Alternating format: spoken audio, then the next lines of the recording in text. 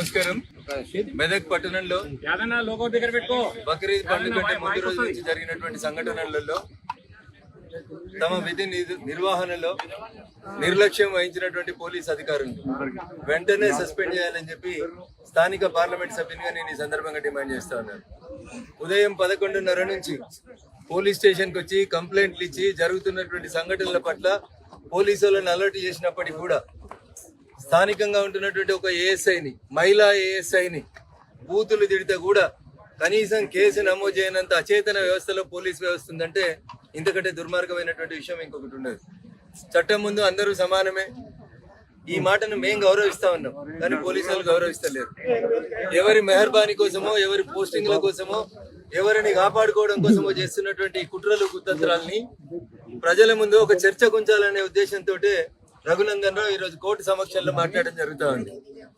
సభ్య సమాజం ఆలోచించాలి. హిందువులకో నీతి, ముస్లింలకో నీతి.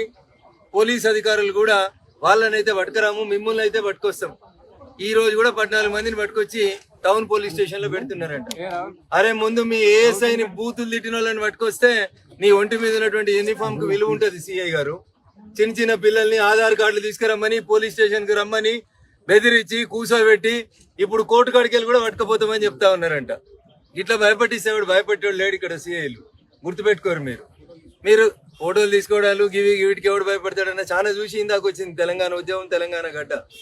ఏం లేనప్పుడే నిజాం నవాబ్ సైన్యాన్ని కారం పొడితో ఉరికించినటువంటి తెలంగాణ గడ్డ ఇది.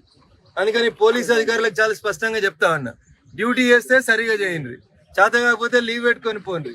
కానీ హిందువులకైతే ఒక నీతి, ముస్లింలకైతే ఇంకొక నీతి. ఎందుకు దవాఖానకు చూడొస్తలేదా పేషెంట్ని? దెబ్బలు తాకినాయి ఆయనకి. వారం రోజులు హాస్పిటల్లో పెట్టి నాటకాలు ఆడిచ్చి ఎవరి మెహర్బానీ కోసం మీరు దవాఖానలో ఇస్తున్నారు?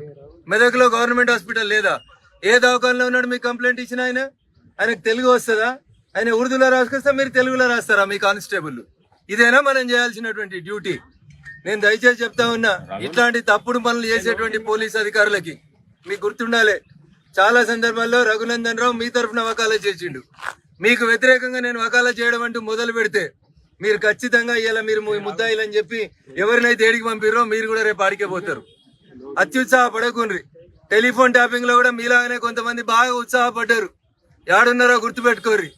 నేను మళ్ళీ చెప్తా ఉన్నా, మెదక్లో ఉన్న 2 సిఐలకి మీ వీడియోలు, మీ సీసీ ఫుటేజ్లు నేను ఇప్పుడు వస్తున్న ఎస్పీ ఆఫీస్కి.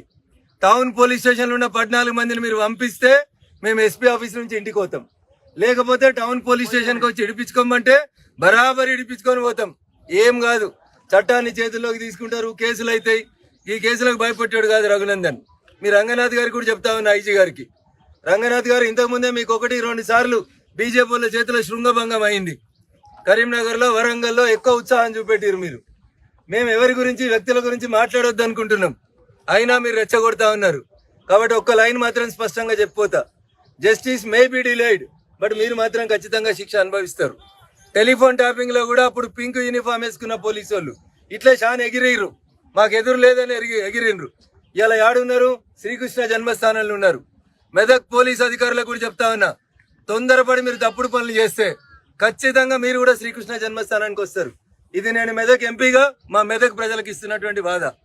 పోలీస్ స్టేషన్ కి నిన్న కార్డులు తీసుకొని వస్తే, నిన్న ఆధార్ కార్డులు తీసుకురామంటే ఆధార్ కార్డులు తీసుకొని వస్తే ఎట్లా కూర్చోబెడుతున్నారు? 3 గంటలు, 5 గంటలు. ఏ చట్టం పర్మిట్ చేసింది మీకు? మేము మీకు కోఆపరేట్ చేస్తా ఉంటే, ఇంత జరిగినాక కూడా మీరు ఆధార్ కార్డులు తెమ్మంటే తీసుకొని వస్తుంటే సెల్ ఫోన్లు గుంజుకుంటారు. ఏ సెక్షన్ గుంజుకోమని చెప్పింది ఫోన్? ఏ సెక్షన్ ప్రకారం మీరు గుంజుకున్న ఫోన్లను డిపాజిట్ చేయరు? వారి పోదాం మీ ఎస్పీ గారి దగ్గరికి, చెప్తా ఇండియన్ పీనల్ కోడ్ ఏం చెప్తుందో నేను మాట్లాడతారండి. బరాబర్ ఇప్పుడు ఎస్పీ గారి ఆఫీస్కి పోతాం, జరుగుతున్న అన్యాయాల మీద మాట్లాడతాం, తప్పు చేసినటువంటి పోలీస్ అధికారులను శిక్షించమని అడుగుతాం. యూనిఫామ్ లో ఉన్న ఒక ఏఎస్ఐని, హిందూ మహిళా ఏఎస్ఐని తిడితే రోషం ఎత్తలేదైంది పోలీసు వాళ్ళకి? పోలీసు వాళ్ళని ముడితే తిడితే కూడా అరెస్ట్ చేయడం చేత కాకపోతే బంజాయిరీ యూనిఫామ్లు పెట్టేసుకొని వెళ్ళిపోండి. చేస్తారు ప్రజలు కూడా పోలీసు వాళ్ళని నౌకరీ చేసేందుకు భారత రాష్ట్రం ఇచ్చింది. నేను 2 రోజులు ఓపిక ఉన్నా, సంయమనం పాటించిన, దాని అర్థం మీకేదో బాగా తెలుసు మాకేదో తెలియదని కాదు. ఈ సమాజం సామరస్యంగా ఉండాలని మేము కోరుకుంటున్నాం. మేము కోరుకుంటే పరమత సహనం ఉంటుంది. కానీ మీరు చేసినటువంటి కారణాల వల్ల 100% మీరు తప్పులు చేస్తా ఉన్నారు. ఏదో 10 మంది ఉంటారు, పోనీ వాళ్ళు మనోళ్లే కదా పోలీసు వాళ్ళు అనుకుంటే ఏదో చేద్దాం అనుకుంటే మాత్రం రఘునందన్ సహించాడు. చాలా స్పష్టంగా చెప్తా ఉన్నా, ఎవరైతే ఆరిఫ్ అనేటువంటి వ్యక్తి ఇంజూర్డ్ ఏ హాస్పిటల్ ఉన్నాడు, ఎందుకు అనుమతిస్తున్నారు మీరు? ప్రైవేట్ హాస్పిటల్ ఎందుకు ఉంచిర్రా ఆయనను? మీరు పోయి చూసి వచ్చిర్రా? గవర్నమెంట్ హాస్పిటల్కి ఎందుకు పంపుతలేరు? ఇంకెన్ని రోజులు ఉంచుతారు? ఆయనకైనా ఇంజురీ ఎంత పెద్దగా ఉంది అంటే గ్రీవియస్ ఇంజురీ తీసుకొస్తే ఆయన దవాఖానలు ఉన్నాడని మీరు రేపు బెయిల్ పిటిషన్ కంటెస్ట్ చేస్తే మా వాళ్ళకి బెయిల్ రావద్దని చూస్తురా? నేను అందుకనే ఇప్పుడు మెదక్ ఎస్పీ గారికి చెప్తున్నా, సాయంత్రం కల్లా ఆరిఫ్ డిశ్చార్జ్ కావాలి, ఆరిఫ్ని తీసుకొచ్చి రిమాండ్ చేయాలి. చెయ్యకపోతే రేపు మీరు పోలీస్ స్టేషన్ నుంచి సీడీ ఫైల్ తీసుకొని వచ్చి కంటెస్ట్ చేసిర్రు అనుకోరు ఎస్పీ గారు. అయ్యా రంగనాథ్ గారు మీరు కూడా వినాలి, మీరు మాట్లాడినరని నేను మీకు గౌరవం ఇచ్చి ఆగిన, నేను చట్టాన్ని చేతిలోకి తీసుకోవద్దన్నారని ఆగుతా ఉన్నాం. నేను మళ్ళీ చెప్తా ఉన్నా రంగనాథ్ సార్, కొంచెం వెనుక కొంచెం ముందు మీరన్న చట్టాన్ని సరిగా పనిచేయించుర్రి, తప్పు చేసిన వాళ్ళని శిక్షించుర్రి.